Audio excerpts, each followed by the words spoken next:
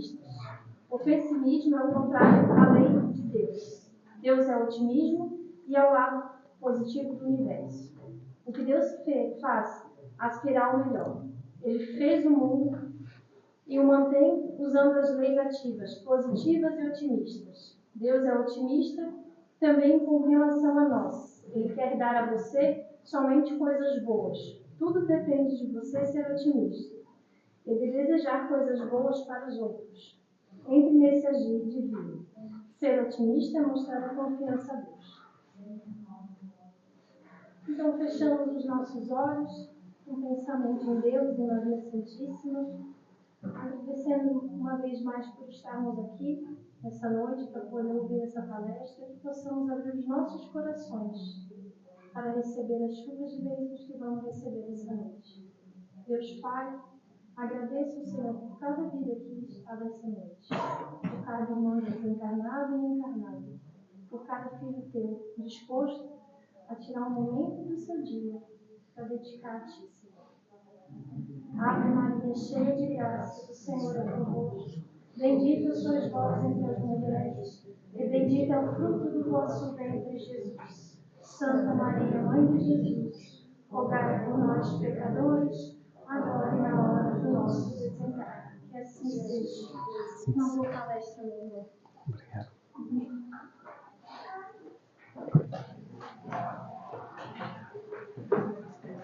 Boa noite a todos. Boa noite.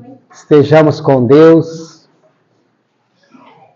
Hoje nós queremos trazer para os irmãos dos dois planos da vida uma história contada na obra A Eterna Mensagem do Monte, pelo espírito Leon Tolstói e pela médium Célia Camargo, que se intitula O Criminoso.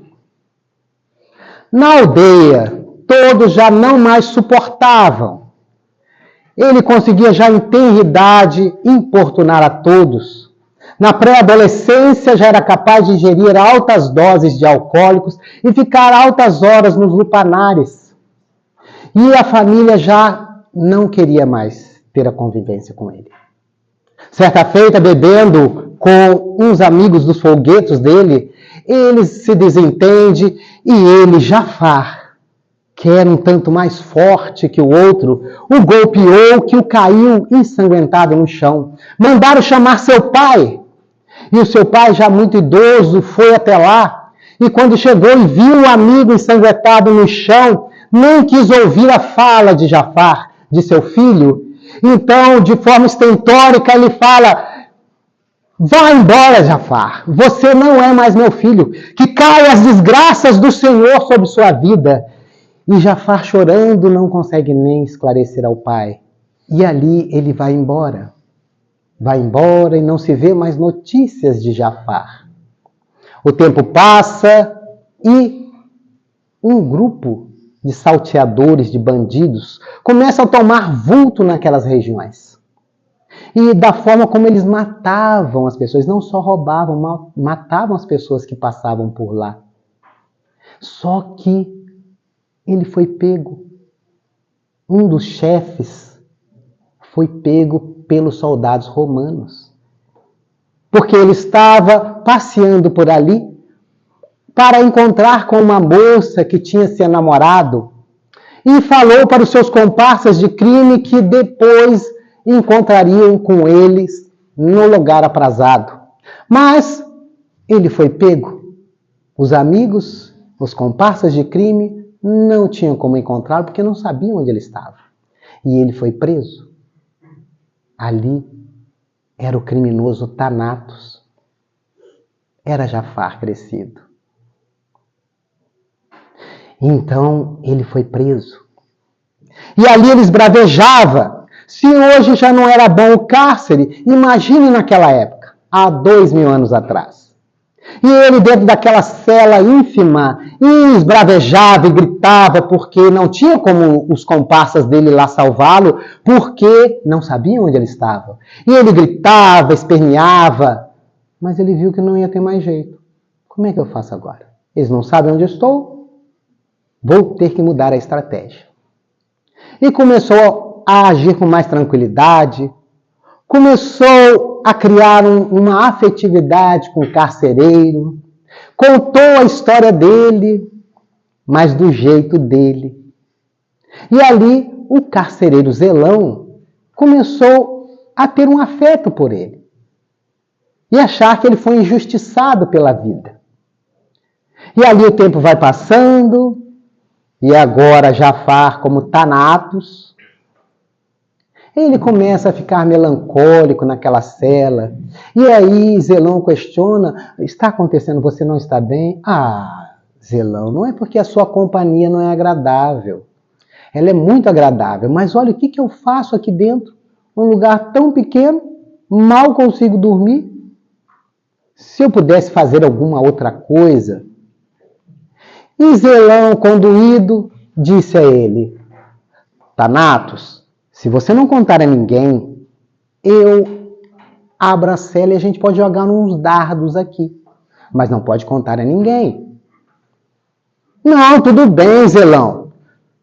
Se você fizer isso, fique certo que quando tudo isso for resolvido, eu sou dono de grande fortuna. E eu vou lhe presentear com uma quantia boa que você não vai precisar mais trabalhar em sua vida. E ali então Zelão abre a cela. Quando ele abre a cela, Thanatos, se vendo livre, o golpeia com tanta intensidade que Zelão cai desmaiado. E ali ele foge. E ele foge e começa a fugir à noite, para que ele não fosse reconhecido. Evitava entrar nos vilarejos para que as pessoas não o reconhecessem. E ele ali foi afastando cada vez mais daquela região. E certa manhã, bem cedo pela manhã, ele estava caminhando e ele observa ao longe, pelo reflexo do sol, as armaduras romanas, porque brilhavam ao sol. Eram cavaleiros romanos, soldados romanos. Então ele entra por entre as árvores e cai às margens do rio Jordão. E quando ele lá chega, ele olha uma multidão e olha uma pessoa magérrima, vestido com couro de camelo, com uma cinta, e dizendo: arrependei-vos, porque é chegado o reino dos céus. Eu vos batizo com água para o arrependimento, mas aquele que virá após mim vos batizará com o Espírito Santo e com fogo. E aí ele percebe que deve ser algum daqueles profetas da raça dele. E aí ele se mistura na multidão e fica ali por último e entra na fila para ser batizado. Depois ele descobre que era João o Bata, aquele que batizava, João o Batista. E ali ele entra, e ele já estava muitos dias sem tomar um banho nessa fuga dele, e ali ele é batizado por João o Batista, mas não confessa seus pecados. E ele se sente revigorado. E ele então fica ali ouvindo as prédicas de João. Mas chega um grupo de pessoas que ele percebe que um parece que é o líder e entra na água. E ele então olha aquela figura singular, diferente, uma energia diferente. E ele fica ali encantado com aquela figura. E quando ele chega próximo de João, João diz: eu que preciso ser batizado por ti, tu vens a mim? Que seja feita o que está escrito, que se cumpra a justiça. E ele fica ali, mas aí os soldados romanos se aproximam da margem e começa a caçoar daquela prática da raça de Thanatos. Ele então coloca o capuz e vai para outra margem e continua sua fuga, distanciando cada vez mais. Mas certa feita, pela manhã novamente, ele caminhando, ele vê uma multidão caminhando por uma planície. E ele fica assim meio espantado, porque muitas pessoas doentes, muitas pessoas estropiadas, endemoniadas, leprosas, como se falava na época. E ele falou: eu vou seguir essas pessoas não vão fazer oposição a mim, eu sou muito mais forte que qualquer uma delas. E ele então acompanhou aquele grupo. E quando ele chega, senta junto das pessoas, e quando ele olha à frente, mesmo à distância, ele reconhece aquele que foi batizado após ele por João Bata.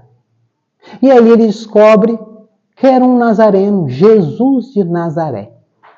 E ele ali começa a ouvir a prédica. Ele começa a ouvir as narrações que todos nós conhecemos muito bem através do Novo Testamento, através das obras psicografadas que nos trazem aqueles momentos da vivência de Jesus e seus discípulos. E ali ele vai ouvindo e ele começa a ficar espantado. Ele começa a pensar, mas esse tal de Jesus é um revolucionário? Por tão pouco, muitos são aprisionados, torturados e mortos pelo povo da minha raça. Imagine o que vão fazer com esse Jesus, pelo que ele está falando aqui. Eu posso ser um criminoso, mas eu não sou hipócrita. Eu não sou um daqueles que entram no templos e lá oram, mas roubam as viúvas, matam pessoas. Não, isso não. E ele então, embebecido daquelas falas de Jesus, ele então decide, como a minha vida está sem sentido, eu vou seguir esse rabi. Eu vou acompanhar em todos os lugares que ele for. E se for necessário eu protegê-lo, eu protegerei. E ele então começa a acompanhar Jesus em todas as prédicas. Ele fica um tanto afastado para poder não ser reconhecido e ele começa a beber do Evangelho. E de tanto ele ouvir, aquilo começa a transformá-lo. Ele começa a se tornar um novo homem. Mas um dia o mestre fora preso. E tudo desmorona para Jafar. Tudo desmorona. Porque o mestre fora preso. E ele pensou até, eu vou dar a minha vida em troca do mestre. Porque eu não tenho mais o meu bando. E com o meu bando eu salvaria o mestre. Mas ele ficou sabendo que muitos do bando dele tinham sido presos pelos romanos. Então ele pensou, mas conhecendo o povo da minha raça, eles não vão liberar Jesus e ainda vão ficar comigo. E ele entrou num desespero, acompanhou toda a via crucis do mestre. E ali desabou tudo. Depois de Jesus crucificado, ele voltou a se embriagar, porque a vida dele perdeu o sentido. E muitas das vezes nós também nos comportamos assim como Jafar. Quando as coisas estão muito bem, nós estamos com Jesus, nós estamos com Deus, mas quando as coisas começam a abalar, a gente tem recaída. As coisas estão tudo muito certo quando acontece com o vizinho. Ah, morreu, desencarnou um irmão vizinho. Aí a gente fala, tenha fé em Deus, confie em Jesus, tudo está certo. Mas quando acontece dentro de nossos lares, a gente acha que Deus se equivocou. Acho que Deus perdeu o juízo, mas logo comigo, Senhor! E a gente se abala. Tem pessoas que até se afastam da sociedade espírita, porque enquanto estava tudo muito bom, estava tudo certo. E aí quando chega a hora do testemunho, que nós vamos ser colocados à prova, a gente foge. A gente foge. E Jafar também ficou assim, titubeante. E de certa forma fugiu. Que não foi diferente também dos discípulos do Cristo. Judas fugiu pelo enforcamento, depois da traição. João foi o único que ficou junto a Maria e as outras mulheres. Mas os outros 10 fugiram, abandonaram, para demonstrar para todos nós que nós ainda estamos muito frágeis com relação à realidade que somos, porque nos ocupamos mais com os estados que ainda estamos, ainda presos no ter e parecer. Mas já passaram-se 8 dias e Jafar ouve ao longe, deitado na frente de uma taberna, ele ouve. Dizem por aí que aquele Jesus de Nazaré, o carpinteiro, ressuscitou. Será crível? E Jafar ouve aquilo ao longe, mas para ele já era o suficiente. E ele correu, lavou o rosto numa bica no centro da praça, e então procura informações. E ele ouve da própria Maria de Magdala que Jesus havia ressuscitado. E ele, diferentemente dos discípulos que não acreditaram na fala dele, ele acreditou nela. Aí ele falou, agora tudo tem sentido. Agora também eu preciso espalhar as sementes da mensagem do Mestre. Mas, primeiramente, eu preciso começar comigo. O Evangelho é para nós usarmos conosco primeiramente. Porque de falatório já bastava aquela raça de víboras, bando de hipócritas que Jesus já dizia lá atrás. Me tem nos lábios, mas não tem no coração. É só falatório. Falar de Jesus, falar dos ensinamentos dele, falar da boa nova é maravilhoso, mas de que adianta ficar no falatório se nós na atualidade precisamos de exemplos? Precisamos de vivência no Evangelho. E Jafar na sua ignorância, porque lá no cristianismo primitivo não tinha ninguém letrado, era muito raro os letrados. Ninguém tinha, a grande maioria não tinha mestrado, não tinha doutorado, não tinha graduação. E eles assimilaram a proposta do Cristo. Porque sentiam. E foram capazes de demonstrar o que é conhecer o Evangelho. Porque eles adentravam nos circos para serem devorados pelas feras, mortos pelos gladiadores, queimados vivos, cantando as sanas ao Senhor. E hoje a gente não tem nem compromisso, às vezes uma vez na casa espírita. Ou visitarmos um asilo, ou irmos no hospital, porque nós estamos tão ocupados em ter e parecer que esquecemos de ser. Mas eles não tinham todo o conhecimento que nós temos. Essa doutrina bendita nos oferta, com a codificação, a síntese do conhecimento universal. Ou como diz Kardec, na introdução do Livro dos Dois Espíritos, a ciência do infinito. Nós temos tudo mastigado. E sabem por quê? Porque doente grave precisa de medicação forte. Porque a gente não vai ter desculpa. Ah, não, tá complicado isso aí. E olha que tem gente que fala que tem livro que é complicado. Uma tadinha é a Gênese. Ah, a Gênese não é muito científica. A Gênese é isso. Nada, não tem nada demais na Gênese para quem quer estudar. Agora você já começa a colocar dificuldade antes de começar, porque outros disseram, ah, não, a Gênese eu não entendi. A Gênese é complicada. Não tem nada de complicação. É até muito simples. Para aquele que não quer ler com a letra que mata, mas sim com o espírito que vivifica. Quem for com o espírito que vivifica, vai compreender todas as obras. É tão simples o Evangelho que poderíamos colocar aqui 3 fases para relembrar os irmãos. Eu acho que já falamos algures, mas vamos lembrar. Faça aos outros somente aquilo que gostaria que os outros lhe fizessem. Preciso ter um doutorado para assimilar essa frase. Ah, então eu não vou fazer mal para o outro, porque eu não quero que o outro faça mal para mim. Eu não vou roubar, porque eu não quero ser roubado. Eu não vou trair, porque eu não quero ser traído. É muito simples. Foram esses ensinamentos que os cristãos primitivos tinham aquela fortaleza. Não existia dificuldade nos 300 primeiros anos do cristianismo para ninguém. Porque eles se auxiliavam mutuamente. E na terminologia grega, eles eram conhecidos como os fratres, a fraternidade cristã.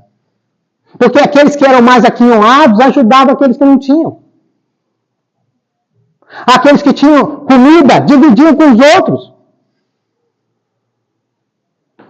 Mas em pleno século XXI, com tantos avanços, já estamos aí viajando pelo espaço, não conseguimos diminuir o egoísmo e o orgulho em nossa intimidade. E às vezes a gente é tão iludido que acha que não tem. Aí nós devemos perguntar, que mundo nós estamos? Pela colocação no Evangelho, mundos superiores e inferiores, nós estamos num mundo de expiação e provas. E se é expiação e provas, ainda o equívoco, a ignorância predomina. E se nós nascemos neste mundinho, é porque nós ainda estamos imperfeitos. E se pegarmos a categoria dos espíritos, ali no livro dos espíritos, nós vamos ver que nós somos espíritos da terceira categoria. Ah, não, eu já estou na segunda. Tá, mas se você pensou um mal do teu irmão, se você cogitou uma fofoquinha, isso não é espírito bom. Espírito bom predomina o bem. Para nós ainda não. Então nós precisamos ser mais fraternos uns com os outros, solidários mais uns com os outros. Porque Jafar, então, ele decide, olha, eu vou começar. Vou pegar os bens que eu tenho escondido numa gruta próxima ao Mar Morto e vou procurar as pessoas para restituir os valores que eu lesei eles. Mas aí ele pensa, mas como que eu vou fazer para restituir as vidas que eu tirei? E aí ele entra naquele estado um tanto melancólico, entristecido, como que ele ia fazer? Eram pessoas de todos os lugares. Como é que ele ia fazer? E aí ele decidiu, então, usar uma metodologia que às vezes a gente se esquece. Orar ao Pai, conforme Jesus nos ensinou. E ele ora e adormece. Quando acorda, acorda revigorado.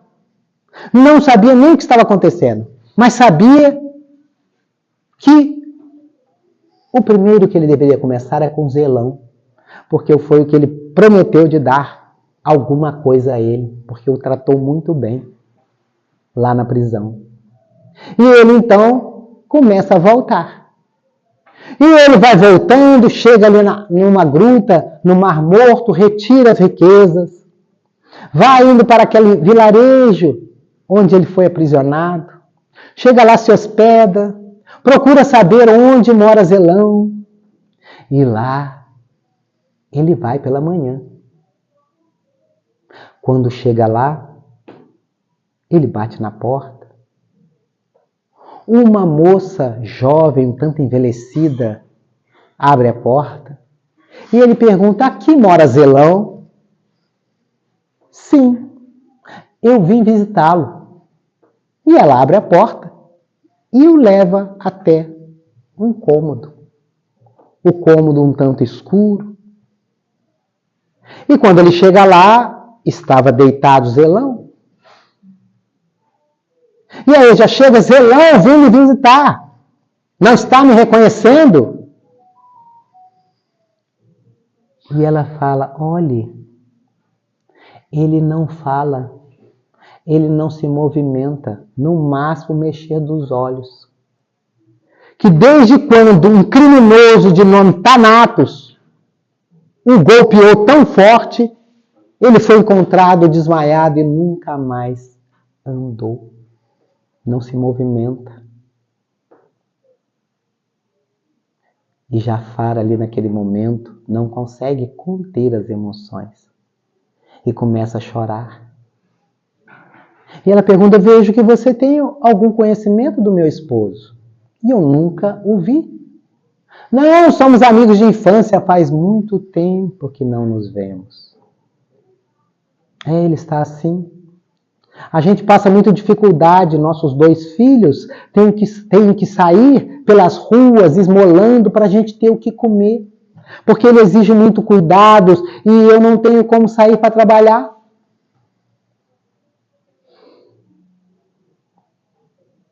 E aí Jafar chora ainda mais. Eu não imaginava que ele estava desse jeito. Olhe, está escurecendo, aqui é perigoso. Tem muitos criminosos na estrada. Se quiseres pernoitar aqui, já que é amigos de meu esposo, fique à vontade. Não tenho muito a oferecer, mas uma sopa rala e uns pães velhos eu tenho. Não ficarei.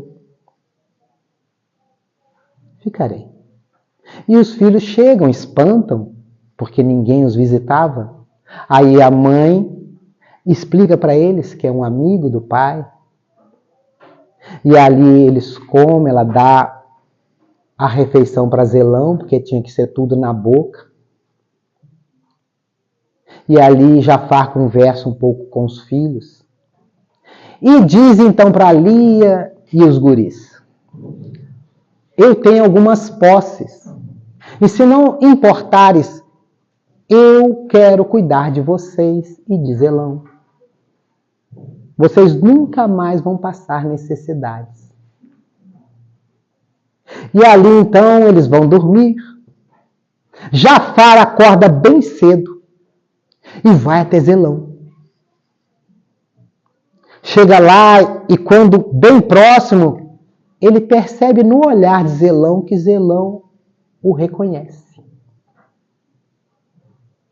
E desaparece. A percepção de Zelão foi só um lapso de segundo.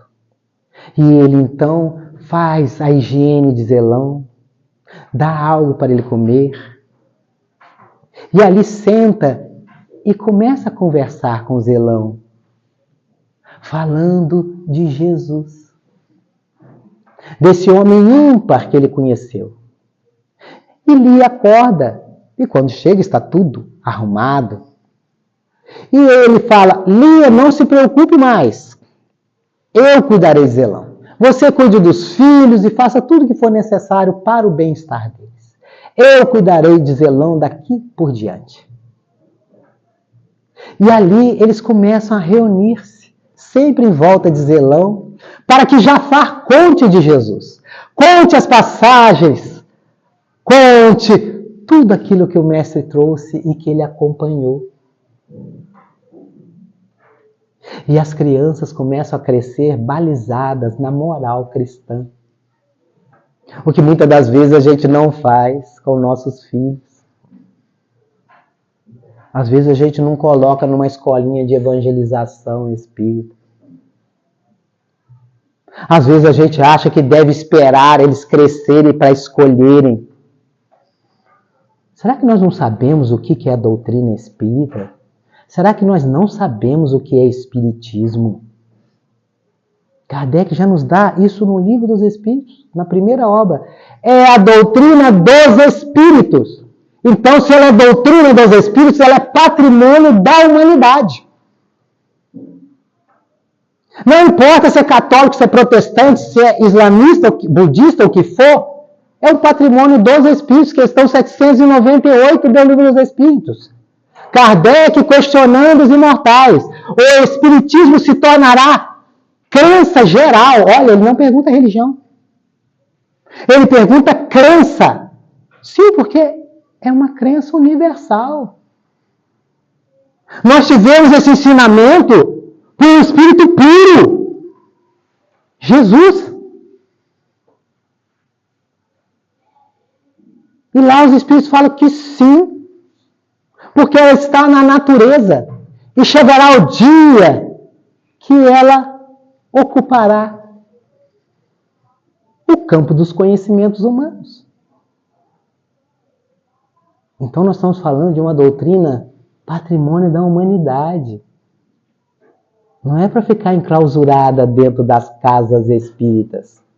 Porque o senhor Allan Kardec, numa obra que não está aqui, que é Espiritismo, vai nos dizer que o Espiritismo não tem a pretensão de formar adeptos, mas sim homens de bem. Esse é o papel do Espiritismo. E como que nós que nos arvoramos em dizer espíritas podemos contribuir com a divulgação do Espiritismo? Pelo exemplo. Aqui a gente vem, se apropria do conhecimento, faz um trabalho de terapia de grupo, que grupo de estudo na Casa Espírita é terapia de grupo, através do conteúdo. Aí a gente depois vai lá em campo, colocar em prática. Vivenciar a doutrina. Mas não por palavras. A palavra vai ajudar, mas os exemplos arrastam na nossa vivência, tendo comportamentos dignos. Quando as pessoas chegam para falar mal das outras perto de nós, a gente levanta o dedo. Olha, a pessoa não está aqui. Não é justo a gente falar dela sem a presença dela. Ou se fala e não dá tempo, porque o pessoal é rápido, a língua é rápida. A gente fala, olha, mas ele tem tanta qualidade. Tem umas coisas maravilhosas que ele faz, que ela faz. Enaltecer o que é bom. André Luiz nos diz que o mal não merece comentário em tempo algum. Então nós temos que ser espíritas lá fora, porque ser espírita aqui dentro é muito fácil. Jesus já questionou os discípulos. Tanto é que os discípulos falam, mestre, dura esse discurso, quem é que pode ouvir? E Jesus volta na carga, que fazeis de especial? Amar os que vos amam é muito fácil, o doutor da lei ama, o sacerdote ama, o gentil ama, mas amar aqueles que te caluniam, que te espizinham, amar os vossos inimigos, eis a regra de ouro. Então nós viemos para o mundo. Porque aqui é muito fácil a gente ser espírita. Porque todo mundo, às vezes, coloca até uma máscarazinha de bacaninha. Aqui a gente é capaz até de varrer o chão. Serviu água fluidificada. Mas, às vezes, a gente em casa não lava nem o copo. Nem o copo. Joga as coisas pelos cantos. Mas aqui a gente coloca uma máscara. E se nós pegarmos lá A Caminho da Luz, uma obra psicografada por Chico Xavier, e pelo Espírito Emmanuel, quando ele vai nos trazer e nos dizer quem são os espíritos, a grande maioria que estão encarnados aqui no Brasil, em especial na doutrina dos espíritos, é a árvore do Evangelho que foi trazida da Europa para cá. Nós éramos os sacerdotes, os inquisidores, aqueles que aprontamos de tudo quanto é jeito, se beneficiando à luz do Evangelho de Jesus. E agora nós estamos aqui, e como espírita. Nós todos, não tem nenhum aqui. Tanto é que nas reuniões mediúnicas, os espíritos quando vêm, eles vêm reclamar da gente. Não, porque você fez isso, você aprontou comigo. Ninguém vem falar assim, meu amiguinho. Não, eles só vêm para reclamar. Não, você teve sorte, você está encarnado aí. Claro, porque aqui, olha, vocês não sabem como é que é bom estar encarnado. Nós temos que levantar todo dia, agradecer quando a gente abrir os olhos, ainda ver que está aqui na carne. É uma honra, é um presente do Mestre Jesus nós estarmos na carne. Porque é oportunidade única nesse período de transição planetária, de estarmos aqui.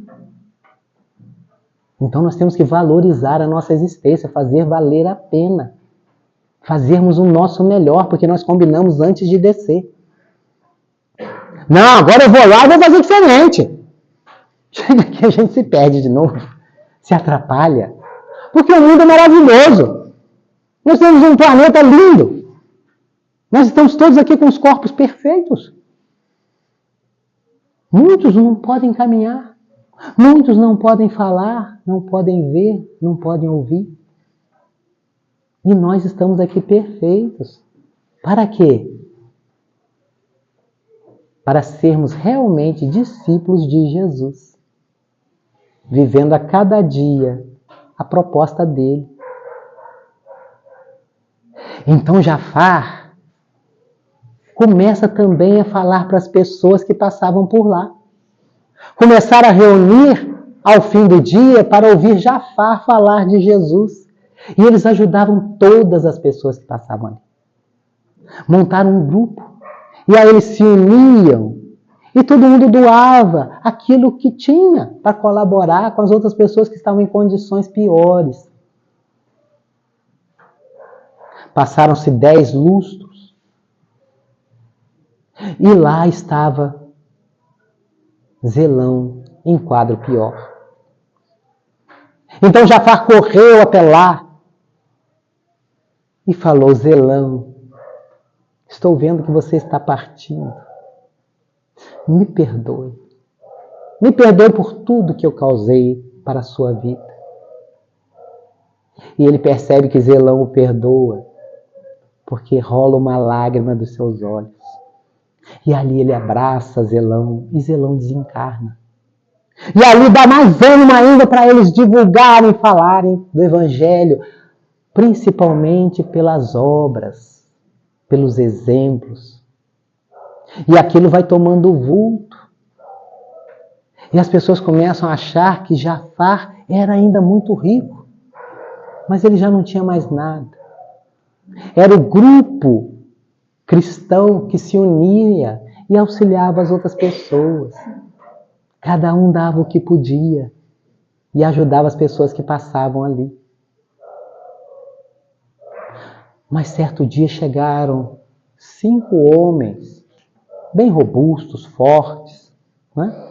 E ali entraram no meio das outras pessoas e foram ouvir Jafar falar de Jesus. Ouviram, ficaram ali no meio dos cristãos, tudo certo. E no outro dia, Jafar, fazendo as suas orações matinais, ele sente um aperto no peito e ele pensa: será que é chegado o momento de eu começar a ressarcir as leis da consciência em mim? Não dá nem tempo dele terminar, porque aqueles 5 homens que assistiram às prédicas um dia antes, eles arrombaram a porta e já questionaram onde estão as suas riquezas, onde estão suas preciosidades. E ele fala: eu não tenho mais nada. E aí eles vasculham a casa toda, vira tudo. E Jafar fala: eu não tenho mais nada. É o grupo que faz, é a união nossa que auxilia as pessoas, mas eles não aceitam. E aí eles começam a golpear com pedaços de pau. E ali eles vão agredindo Jafar. Mas Jafar começa a sentir uma paz e ele não reclama, porque ele estava consciente que era o momento de reparação. Era o momento de resgatar aquilo que ele tinha plantado. Então ele não reclama nada e ele se enche de alegria. Quantos de nós, quando não dá um apertinho, a gente já está reclamando? Qualquer coisinha nós já estamos reclamando. Mas Jafar não. Era o Evangelho de Jesus dentro. Não era de boca para fora. E ali, eles acham que aquela alegria dele, aquele esboçar do sorriso que ele expressa, que ele estava caçoando deles. Então eles quebram os braços, as pernas, ele cai todo ensanguentado. E aí começa a passar no calendoscópio toda a sua existência. E ele já começa a vislumbrar o outro plano. E um daqueles chefes do grupo, indignado, irado, pega um punhal e acerta bem fundo o teu coração, diversas vezes. E Jafar cai o corpo, mas ele está de pé. E quando ele olha toda aquela multidão de pessoas que ele ajudou naqueles tempos todos que ele estava ali, cuidando de Zelão. Depois que Zelão desencarnou, ele continuou ajudando. Estavam todos esperando, e quem estava à frente de pé? Zelão. E ele se enche de alegria. E aí ele abraça Zelão, ao mesmo tempo que as pessoas se abrem. E ele vê um caminho todo florido, e quem está ali de braços abertos? Jesus. Vinde a mim, bendito de meu Pai. Porque quando tive sede, me deste o que beber. Quando tive fome, me deste o que comer. Quando estive preso, foste me visitar. Venha, meu filho. E Zelão ali se enche de júbilo e vê o mestre. Ao tempo que Lia e os filhos entram na casa e começa a chorar, esbravejar, e Zelão sente-se puxado de novo para o corpo. Senhor, eu preciso voltar.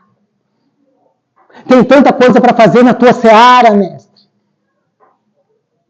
Irás voltar, Jafar, irás voltar. Mas primeiro você vai se recompor. Em outro momento você vai voltar.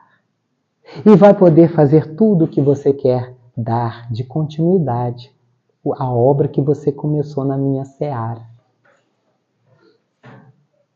E ali a imagem do Cristo desaparece e Jafar é levado pelos amigos para se refazer numa instância no além.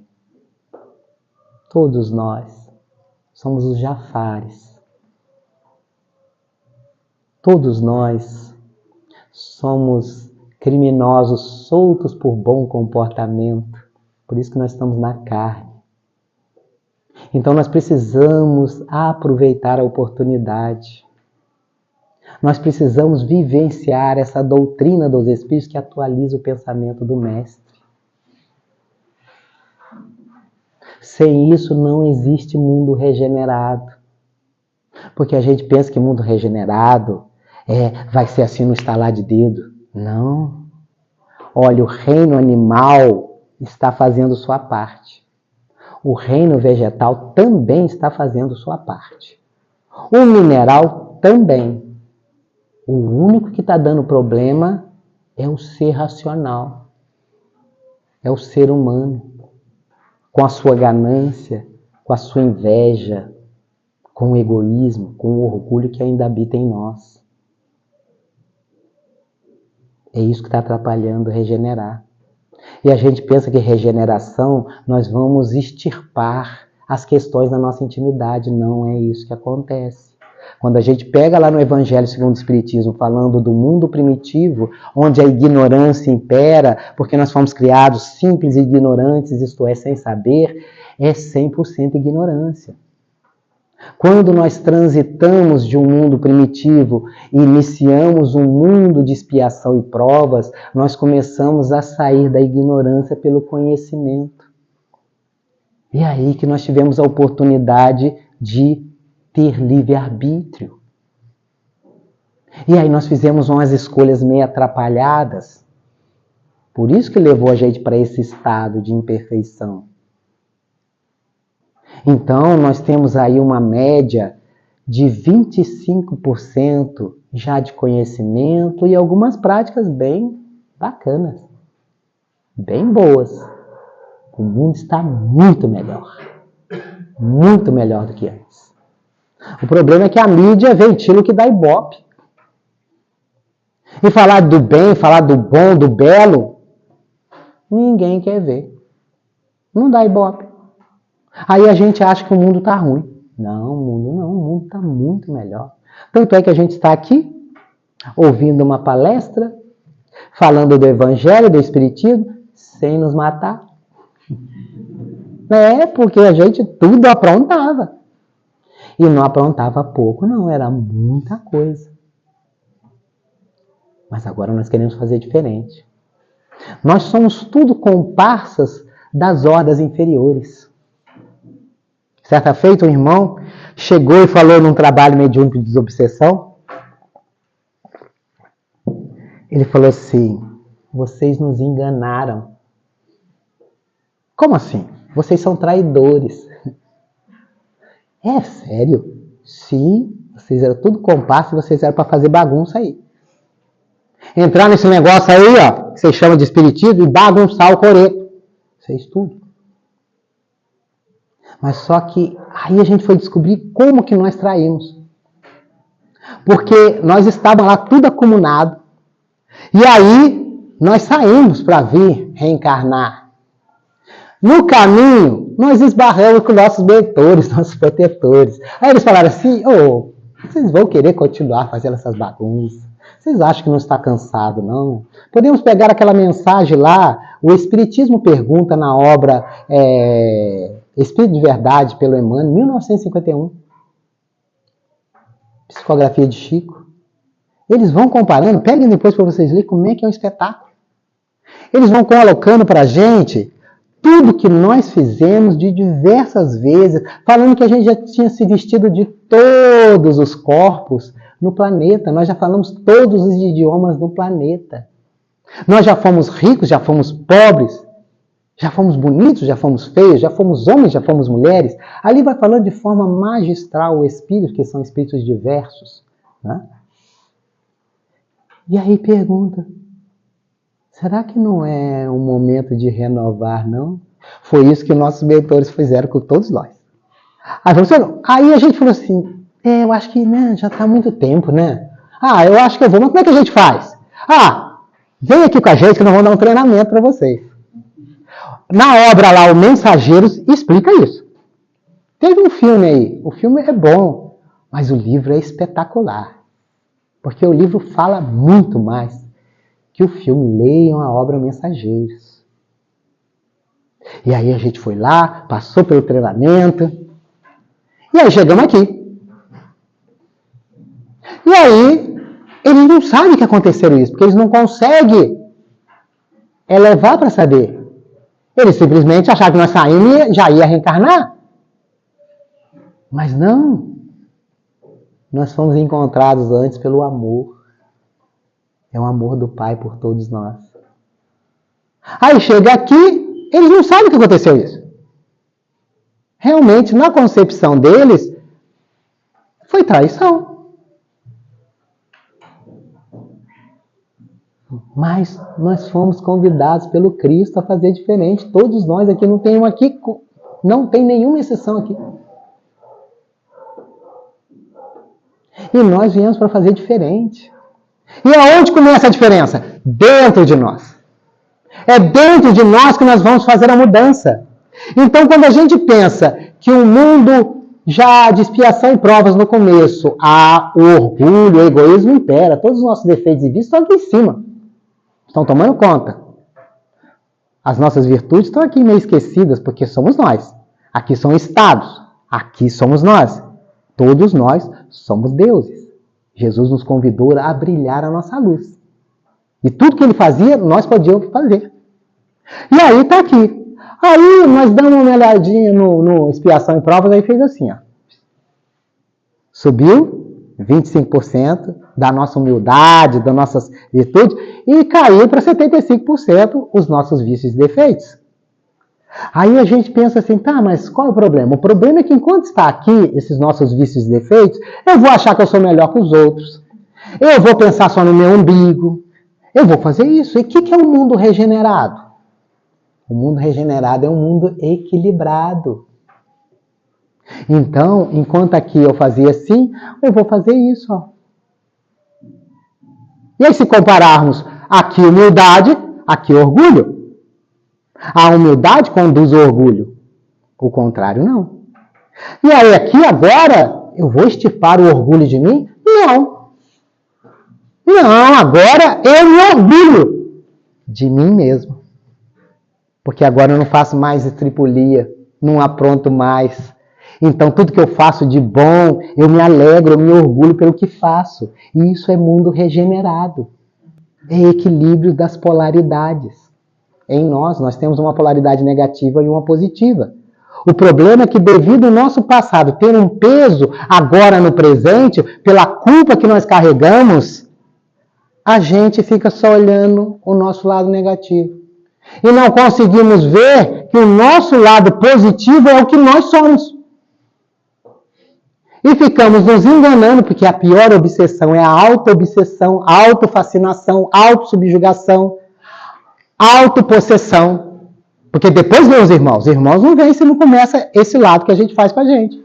Eu dando mais importância para os meus vícios e defeitos do que eu observando o ser que sou, que é luz, que é amor, com A minúscula, porque nós somos filhos de Deus, somos deuses. Então nós temos que parar de ficar olhando só esse lado aqui. Aqui nós precisamos nos auto-perdoar. E aqui nós precisamos alavancar no auto-amor. Porque somente o auto-amor vai cuidar dos nossos vícios e defeitos. Jafar provou isso para nós. Nós temos jeito. Nós temos conserto. Temos. Só basta o quê? Querermos. Nós precisamos querer. Jesus já colocava a condição. Tu queres? Tu crê? Eu creio, Senhor. Então a tua fé te curou. É o primeiro passo. Eu preciso querer. Eu preciso querer realmente abandonar o homem velho no sentido de dizer não, como está no Evangelho. Ele dizia a todos: aquele que quiser vir após mim, negue a si mesmo. Pegue a sua cruz a cada dia e siga-me. É isso que nós precisamos fazer. Nós precisamos dizer não para essa patotinha aqui. Foi bom, mas sem brigar com elas. Se a gente briga com ela, essa criançada que nós temos aqui, que são nossas criações, nossos filhos, criançada que o pai briga, a mãe briga, ele faz pirraça. Ele bate o pé.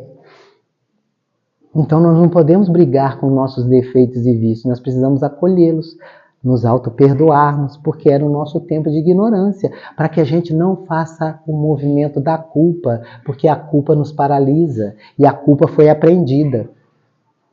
Então que nós possamos pensar nesse sentido, que nós podemos agir muito melhor, porque nós viemos para isso.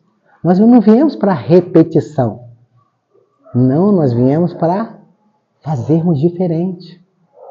E podemos sim dizer, somos seguidores do Cristo, somos discípulos do Cristo.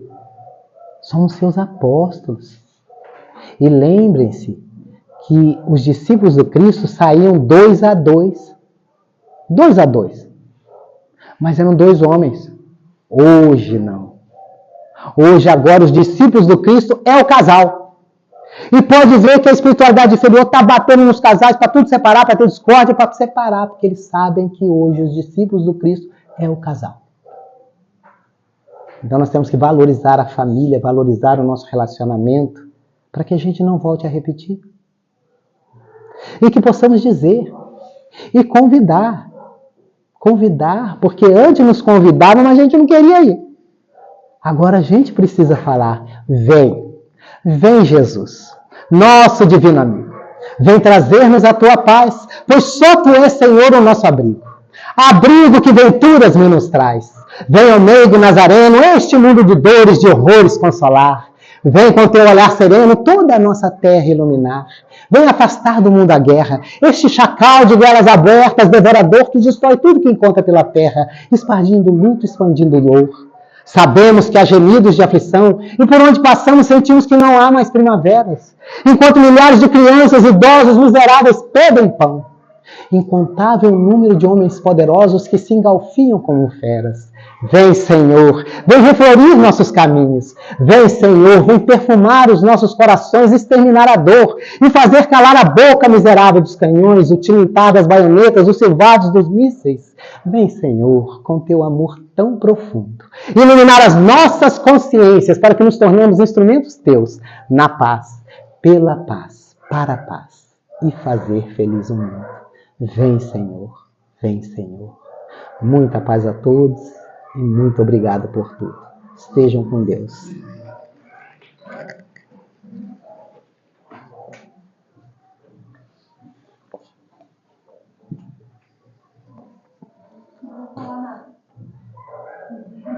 Mas se eu pagar a gasolina do teu carro, tu vem todo mês?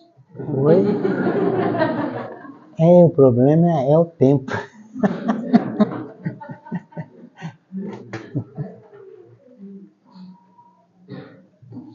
Tá bom.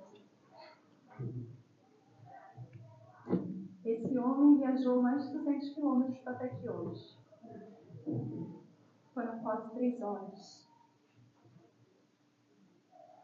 Quando ele fala de Jesus, e eu sinceramente não gosto de puxar saco de palestrante, mas sempre que eu ouço ele falar, eu me emociono, porque ele vivencia através da presença dele aqui hoje, com toda a dificuldade, ele vivencia o Evangelho nesse sentido. Porque tudo que saiu da boca dele, pelo menos para mim, é remédio. Pelo menos para mim, é movimento de mudança. Pelo menos para mim, é como se fosse um impulsionador da minha própria alma. Por isso que se pudéssemos ter aqui todos os meses, valeria como um bom remédio. Nesse sentido eu fiz a brincadeira. E quando fala de Jesus me emociona, porque às vezes a gente está tão pertinho da casa que se custa vir. Às vezes Deus nos entrega oportunidades tão gloriosas de trabalho do bem para o outro, em favor do outro, e a gente acha impossível, e a gente desconfia. O Senhor está sempre mostrando a nós espíritos, principalmente trabalhadores da última hora, como tem sido muito frisado no meio espírita.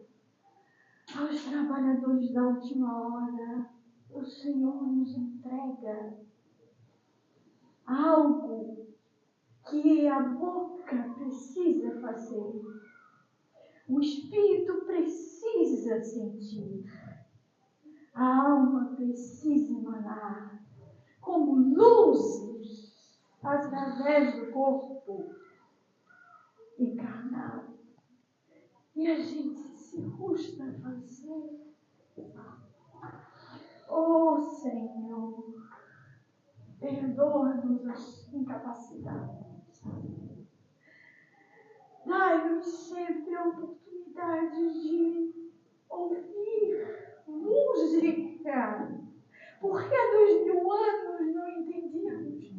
Mas hoje, passado tanto tempo, ainda temos tantas dificuldades de servir. Não temos um burro como transporte, nem chinelo de couro, curtido, bruto, rústico. Não temos, Senhor, mais nada disso, como empecilhos grandiosos que os cristãos primitivos tinham. Hoje temos condução, Pai. Hoje temos tudo na mão, Senhor. E mesmo assim nos custamos. Mesmo assim temos dificuldade de ver no olhar do irmão o sofrimento que pede colo e consolo. Hoje temos dificuldade de sentir o que o outro sente. E Deus nos presenteia o tempo todo com esses ensinamentos. Dai de ti o que tens, filho. Dai de ti o que tens. E o que tens é tão grandioso. Que a nossa Mãe querida abençoe a todos nós nesse momento grandioso. As suas pétalas perfumadas espalhem no ar e possam ser sentidas por todos os filhos de Deus